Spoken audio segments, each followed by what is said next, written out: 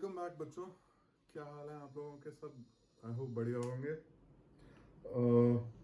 आज हम एक नया टॉपिक करेंगे, वर्क, पावर एंड एनर्जी। तो इसके हम 3 पार्ट्स बनाएंगे। फर्स्ट पार्ट में हम करेंगे वर्क, क्या होता है वर्क, कैसे ये वेरी करता है in different circumstances, different situation में वर्क कैसे कैलकुलेट किया जाता है। सेकेंड पार्ट में हम करेंगे पावर एंड एनर्जी को एक्सप्लेन, एंड पार्ट 3 में हम different forms of energy, conversion of energy from one type of energy into another type, वो सारी चीज़ें करेंगे। ठीक है बच्चों, तो आज हम स्टार्ट करते हैं वर्क से। वर्क बहुत ही सिंपल टॉपिक है अगर आप उसको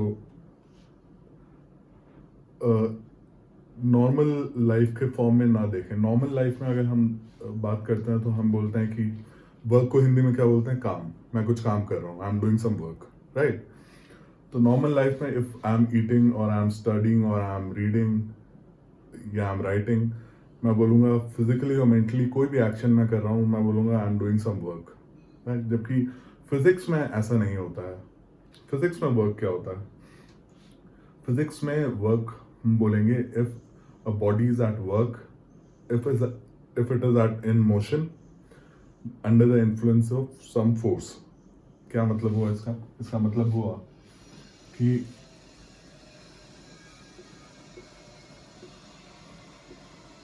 पहले हम इसकी डेफिनेशन लिख लेते हैं। a body is at work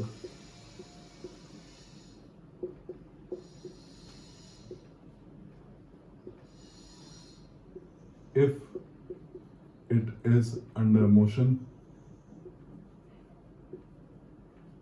yeah, if it is in motion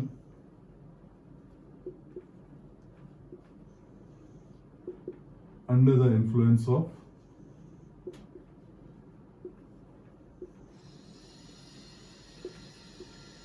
some force। Physics में ये होता है वर्क। यानी अगर मैं एक गाड़ी को धक्का दे रहा हूं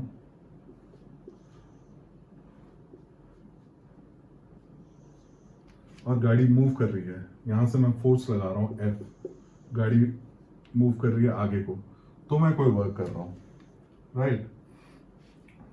या मैं एक पत्थर को धक्का दे रहा हूं, लेट्स से एक हार्ड हैवी स्टोन है, इसको धक्का दे रहा हूं, स्टोन आगे बढ़ रहा है, यहां से फोर्स लगा रहा हूं, तो I am doing some work. तो फिजिक्स में वर्क एग्जैक्टली ये होता है। कभी कभी ऐसी भी कंडीशंस होती हैं, जैसे एक दीवार है, दीवार पे को मैं पुश कर रहा हूं,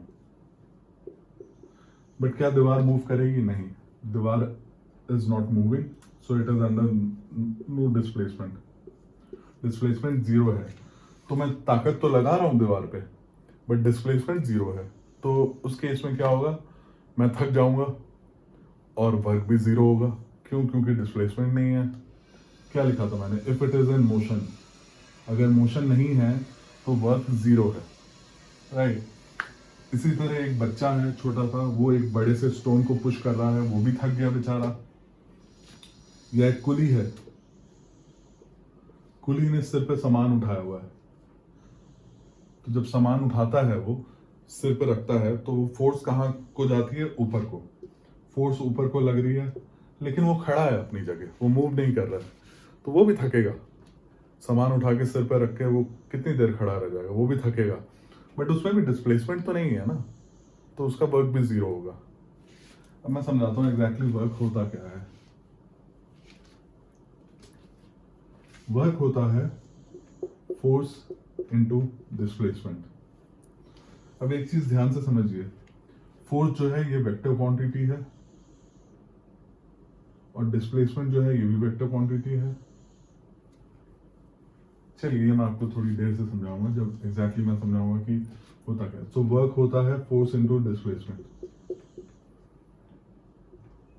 डिस्प्लेसमेंट मतलब if there is any movement in the body, ठीक है, फ्रॉम इट्स प्रेजेंट पोजीशन, अगर बॉडी को मैं किसी और पोजीशन पे ले गया, डिस्प्लेस कर दिया, ठीक है, under the influence of some force, with some force, तो वर्क इज डन। उस केस में मैं बोलूँगा कि वर्क हुआ है। लेकिन अगर मैं फोर्स लगा रहा हूँ और डिस्प्लेसमेंट नहीं हो रहा, या डिस्प्लेसमेंट हो रहा है बट उस पर कोई फोर्स नहीं लग रही, तो उस केस में भी वर्क जीरो होगा।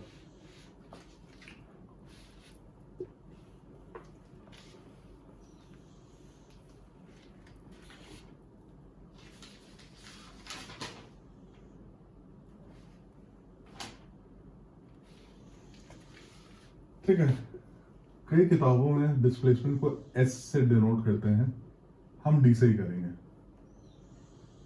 क्योंकि डी फॉर डिस्प्लेसमेंट। राइट, अब इसको डिराइव कैसे किया जाता है, इस एक्सप्रेशन फॉर वर्क को हम कैसे लिखेंगे, अब ये समझते हैं। सपोज एक स्लोप है,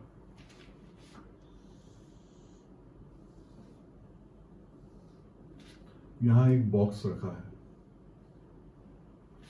ठीक है, और मैं इस पे यहां से फोर्स लगा रहा हूं और ये ऊपर मूव कर रहा है, ठीक है, ये बॉक्स यहां से यहां मूव कर गया। अब इस, और ये जो एंगल है स्लोप का एंगल, ये थीटा है, हम एज्यूम करते हैं स्लोप का एंगल थीटा है। तो दो तरीके हैं इसको कैलकुलेट करने के। एक्चुअली वर्क जो है ना, वो फोर्स इनटू डिस्प्लेसमेंट भी नहीं होता है, ये कुछ और होता है, हम इससे एक्सप्लेन कर रहे हैं, ठीक है। अब अगर मुझे फोर्स और डिस्प्लेसमेंट दोनों की डायरेक्शन सेम लाइन पे चाहिए, सेम लाइन पे चाहिए का मतलब फोर्स ऐसे है और डिस्प्लेसमेंट ऐसे है, ये नहीं चलेगा। या तो डिस्प्लेसमेंट भी ऐसे होना चाहिए, कंडीशन ये होनी चाहिए, या फिर डिस्प्लेसमेंट ऐसे है तो फोर्स भी मुझे इसी डायरेक्शन में चाहिए, तभी मैं वर्क कैलकुलेट कर पाऊंगा। या आपने मैथ्स में वेक्टर्स में या कहीं पर पहले भी पढ़ा होगा। इस कंडीशन में क्या है, force is in this direction and displacement is in this direction, तो मुझे दोनों को सेम डायरेक्शन में लाना है। तो पहले मैं डिस्प्लेसमेंट को नीचे ले आता हूँ, ठीक है, अभी डिस्प्लेसमेंट इस डायरेक्शन में है, ऐसे है एस, मुझे उसको फोर्स की डायरेक्शन में यानी यहाँ लाना है।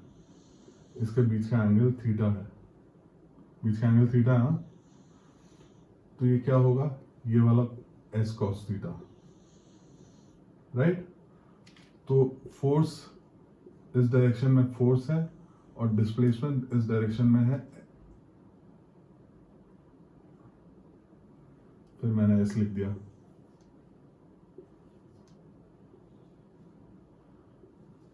डी कॉस थीटा, ठीक है, ये पहला तरीका है।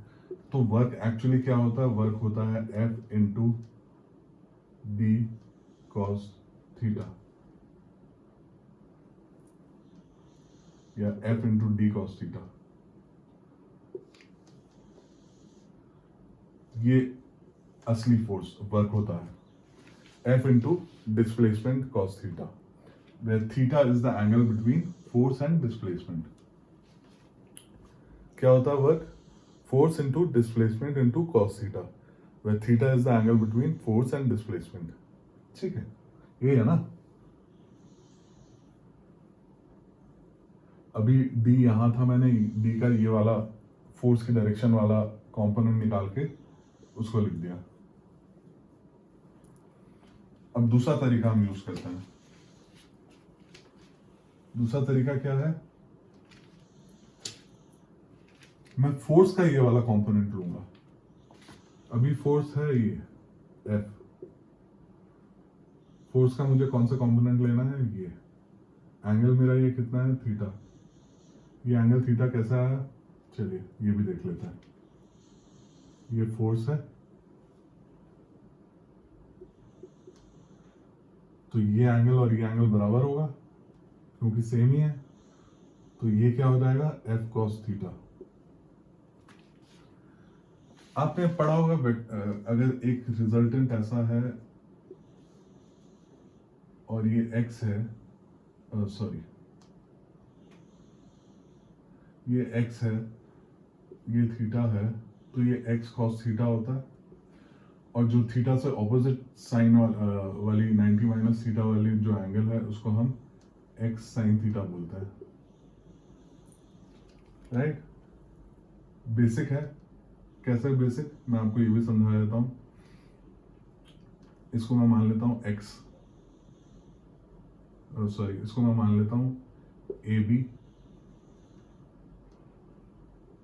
और इसको मैं मान लेता हूँ C।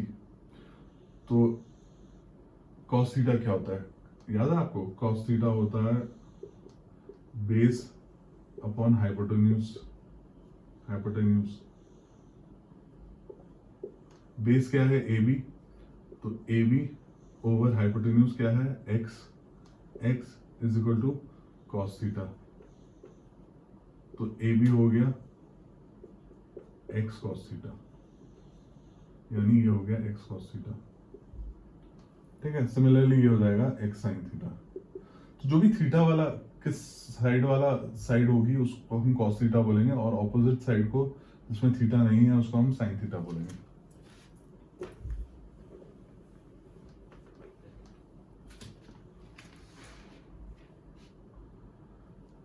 ठीक है। तो अगर मैं f की ये वाला कंपोनेंट लूं तो ये क्या हो गया? ये f cos थीटा हो जाएगा। तो work done is equal to d into f cos theta, यानी वही सेम वैल्यू आ गई f d cos थीटा।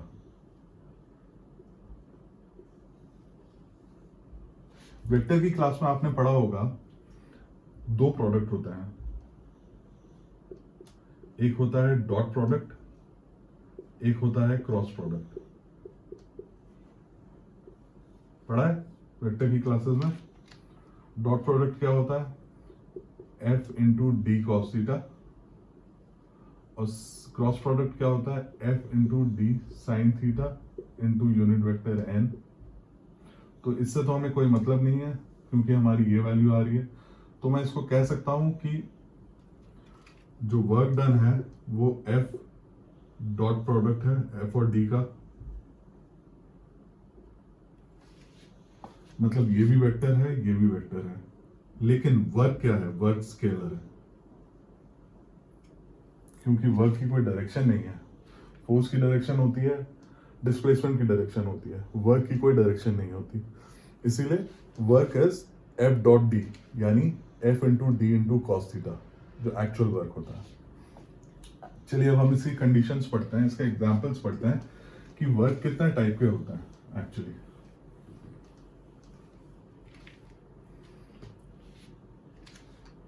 सबसे पहला टाइप लेता हूं मैं when, case 1।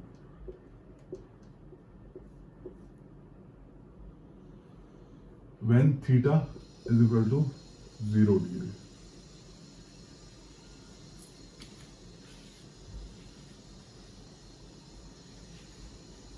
Theta is equal to 0 जब होता है तो कॉस थीटा कितना होता है बताइए? Cos theta is equal to 1। तो वर्क डन कितना होगा? F into D into cos theta, यानी एफ इंटू डी, यानी work done would be positive. Yes, work done तीनों टाइप के होता है, positive, 0 and negative. Work done negative भी होता है, ठीक है। इसका एग्जांपल्स करें हम। चलिए पहला एग्जांपल, एग्जांपल नंबर 1। अगर मैं एक बॉल ड्रॉप करूं ऊपर से, यहां से मैंने एक बॉल ड्रॉप की,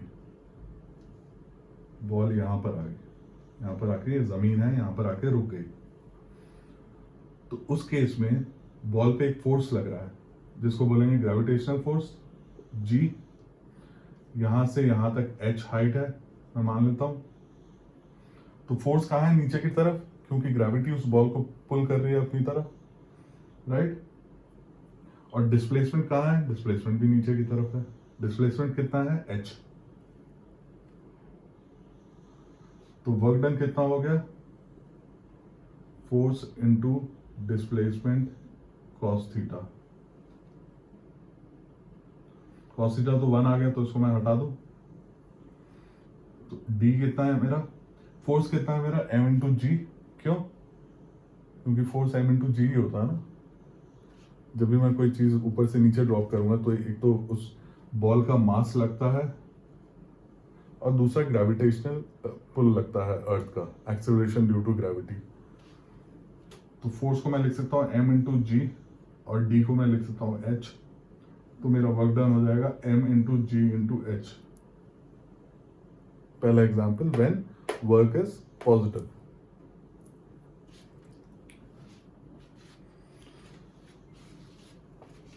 example number 2, when a pulley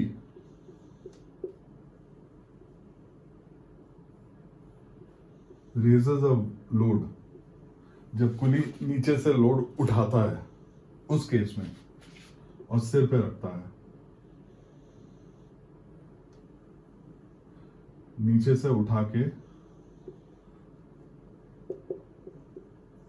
उसने लोड को सिर पे रखा, तो इस प्रोसेस में उस पर फोर्स कहां लग रहा है, फोर्स वो ऊपर लगा रहा है और डिस्प्लेसमेंट कहां है, force is in upward direction क्योंकि वो नीचे से उठा के ऊपर ले जा रहा है और डिस्प्लेसमेंट भी ऊपर की डायरेक्शन में है, नीचे से ऊपर। तो अगर मैं इस हाइट को h मानूं और फोर्स क्या होगा, अगेन mg क्योंकि उसमें ग्रेविटी लग रही है और मास इसका है m, तो इसका वर्क डन कितना हो गया और थीटा कितना होगा, क्योंकि फोर्स और डिस्प्लेसमेंट की डायरेक्शन दोनों के बीच का थीटा विल बी 0, दोनों का डायरेक्शन सेम है, तो cos थीटा 1 हो जाएगा। तो इसमें भी m into G into H work लगेगा। कब?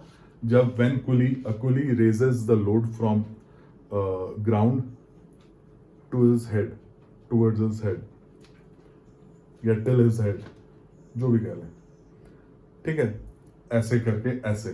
तो इस प्रोसेस में work done will be m into G into H. ठीक है, क्यों? क्योंकि फोर्स भी ऊपर लग रहा है, डिस्प्लेसमेंट भी ऊपर है, तो दोनों के बीच का थीटा 0 हो जाएगा, राइट।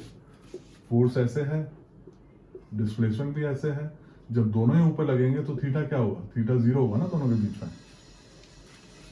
तो m into G into H, ये भी पॉजिटिव होगा, ठीक है। तो ये दो एग्जाम्पल। अब हम करते हैं case 2।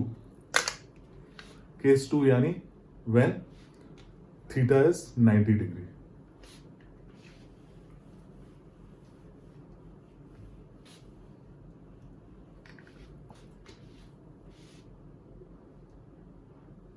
When theta is 90 degree तो cos थीटा कितना होगा, 0। cos थीटा 0 होगा तो वर्क डन कितना होगा, F D cos theta is equal to 0। Work done भी 0 होगा।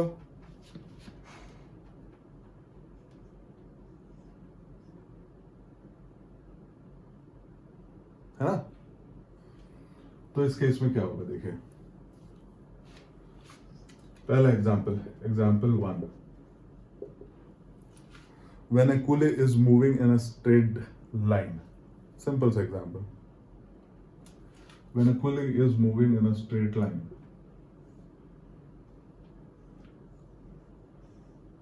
फोर्स कहां लगा रहा है, वो डब्बा कहां है उसका, लोड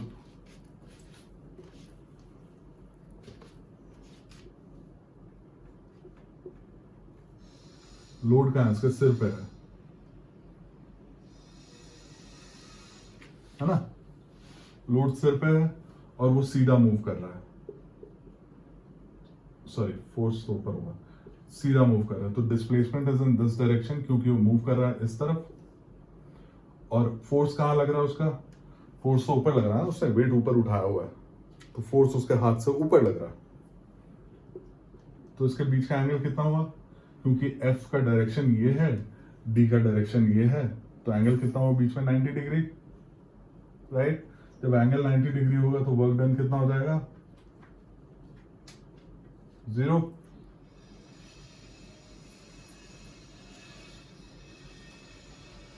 ठीक है। सेकेंड एग्जाम्पल,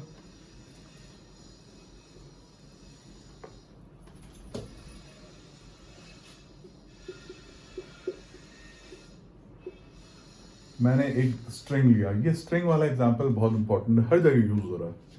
मैंने एक स्ट्रिंग लिया, उस पर एक रोप पे मैंने एक स्टोन टाई किया और मैं उसको ऐसे गोल गोल घुमा रहा हूँ। ये एग्जाम्पल लास्ट उसमें भी हमने काफ़ी रिपीट किया था। मैं उसको गोल गोल घुमा रहा हूँ।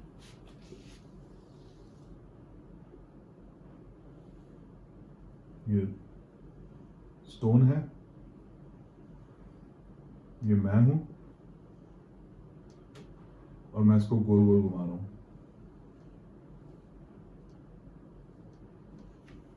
ठीक है, 4 डायरेक्शन लेता है इसके हम।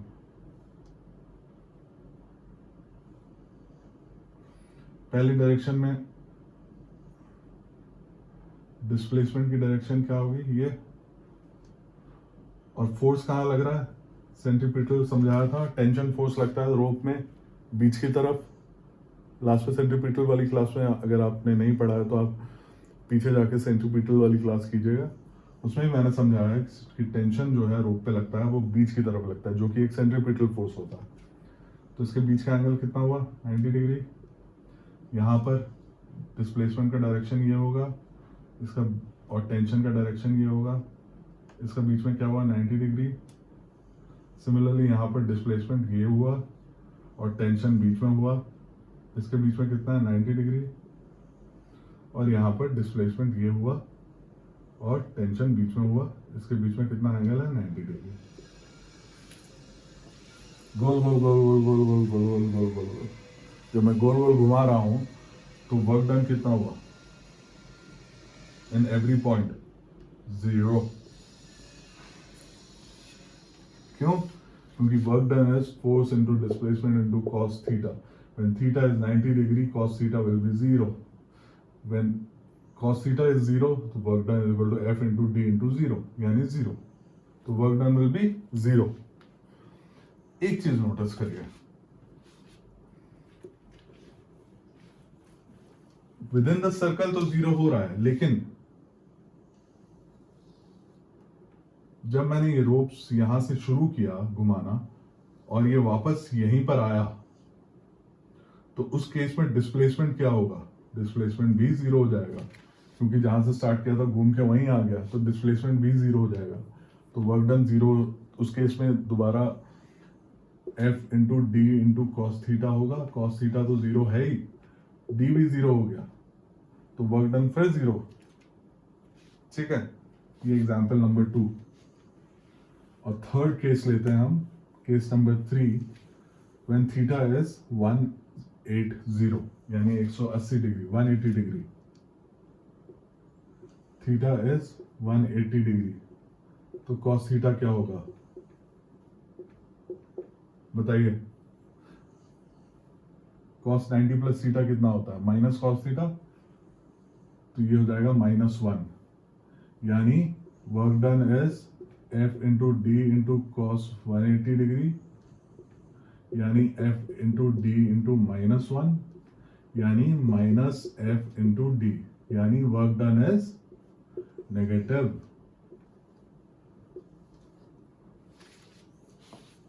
Work done is negative. कब होता है वर्क डन नेगेटिव, 2 एग्जाम्पल लेते हैं इसके भी। पहला एग्जाम्पल, जब एक इंसान सड़क पे चल रहा है, example number 1,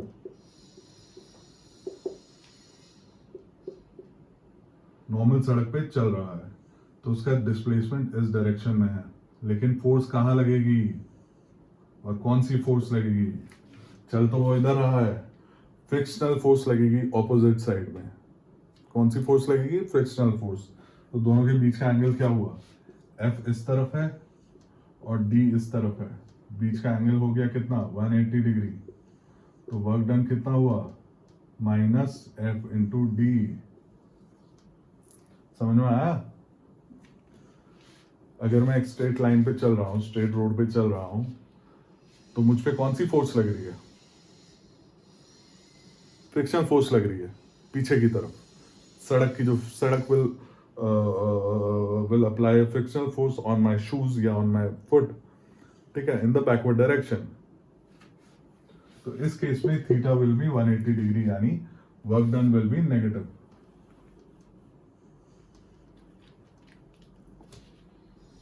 example number 2, a ball is thrown up, ball को ऊपर फेंका गया, बॉल ऊपर जा रहा है, तो उस पर कौन सी फोर्स लग रही है? Gravitational force.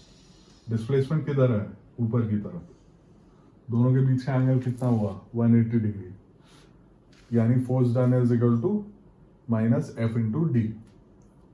क्या एग्जाम्पल है? When ball is thrown up, तो बॉल पर ग्रेविटेशनल पुल लग रही है अर्थ की नीचे की तरफ, फोर्स, और डिस्प्लेसमेंट बॉल जा कहाँ रही है? ऊपर की तरफ।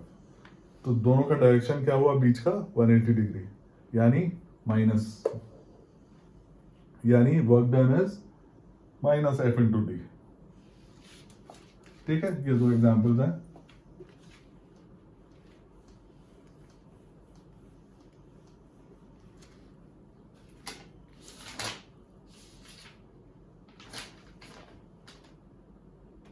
अब यूनिट्स पढ़ते हैं। यूनिट, वर्क का यूनिट क्या है?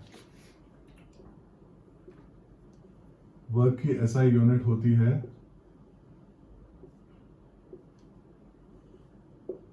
Joule, JOULE। और नॉर्मली वर्क की यूनिट क्या होनी चाहिए? Force into displacement. फोर्स क्या होता है? न्यूटन। डिस्प्लेसमेंट क्या होता है? मीटर। ठीक है, होती वो जूल है, एसआई यूनिट जूल होती है, SI unit of work is joule. ठीक है, होता क्या है वर्क डन? Newton metre. और अगर मैं सेम तरीके से कहूं कि इन सीजीएस सिस्टम वर्क की यूनिट क्या होती है, उसको बोलते हैं अर्ग, ERG। कितने जूल कितने अर्ग होता है वो हम समझते हैं। अर्ग, जूल जो होता है न्यूटन मीटर के बराबर होता है, और अर्ग जो होता है वो डाइन सेंटीमीटर के बराबर होता है। ये हमने लास्ट टॉपिक में किया था, याद रखिएगा। 1 newton metre is equal to 10⁻⁷ dyne centimetre, याद है हमने पढ़ा था। तो 1 जूल कितना हुआ? 10⁻⁷ अर्ग।